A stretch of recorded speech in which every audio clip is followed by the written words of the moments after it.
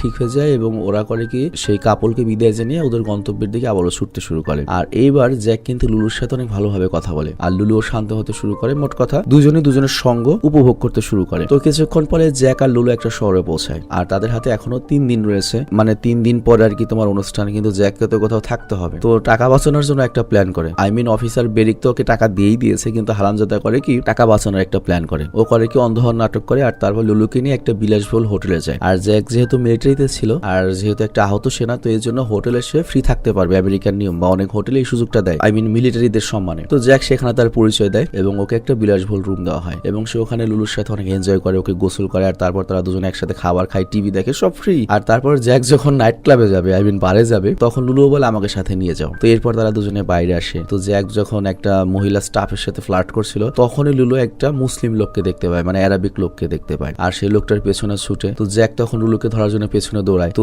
বুঝতেই পারছে ব্যাপারটা এমন হয়েছে, জ্যাক যে অন্ধ এটা ওর ভুলে গিয়েছে। তো জ্যাক তো লুলুকে ধরে, কিন্তু সকল স্টাফের সামনে জ্যাকের কিন্তু প্যান্ট খুলে যায়, মানে ধরা পড়ে যায়। তো এই জন্য জ্যাক নাটক করতে থাকে, আলহামদুলিল্লাহ সুবহানাল্লাহ, আমি হঠাৎ করে সবকিছু দেখতে পাচ্ছি, সৃষ্টিকর্তার কি আজব খেলা। কিন্তু পরের সিনে আমরা দেখতে পাই জ্যাক জেলে বন্ধু রয়েছে এবং তাকে জিজ্ঞাসাবাদ যখন করা হয় তখন সে পুলিশ অফিসারকে রিকোয়েস্ট করে, দেখুন এই ডগটাকে নিয়ে আমার একটা সোলজারের অন্তিম সংস্কারে যেতে হবে, যদি লেট হয়ে যায় তাহলে এটা কিন্তু মিস হয়ে যাবে। কিন্তু ওই অফিসার জ্যাকের কোনো কথা শোনে না, অপরাধী অপরাধ। তো পরের দিন সকালে আমরা দেখি জ্যাককে সকল অপরাধীদের সাথে দাঁড় করানো হয়। ভাই এখানে সবচেয়ে খাটাটাও ভাই 6 ফিট লম্বা। সিরিয়াসলি আমি আমেরিকান ইংল্যান্ডের মানুষদের যখন দেখি আমার কাছে আফসোস হয় ভাই, যেমন স্কিন কালার তেমন উঁচা লম্বা তেমন মনে করো যে ফিটনেস, ভাই সব দিক দিয়ে ভাই হিংসা লাগে। তো যাই হোক এরপর যখন জ্যাককে জিজ্ঞাসাবাদ করা হয় তখন বড় অফিসারের সামনে জ্যাক তার দোষ স্বীকার করে যে আমার ভুল হয়ে গিয়েছে, কিন্তু লুলু খুব ভালো একটা কুকুর। বাট আক্রমণ করার কারণটা হচ্ছে কি, লুলুকে ট্রেনিংই দেওয়া হয়েছিল এই টাইপ মানুষদের উপর আক্রমণ করার জন্য, মানে ওই যে আফগানিস্তানের মিশনের জন্য। তো হয়তো এই জন্য ওই আফগানিস্তানের ট্রাইব ড্রেস দেখেও আক্রমণটা করে দিয়েছে। তো চিফ সব শুনে বুঝতে পারে এবং জ্যাককে সেখান থেকে ছেড়ে দেয়। আর এর কিছুক্ষণের পরে আমরা দেখতে পাই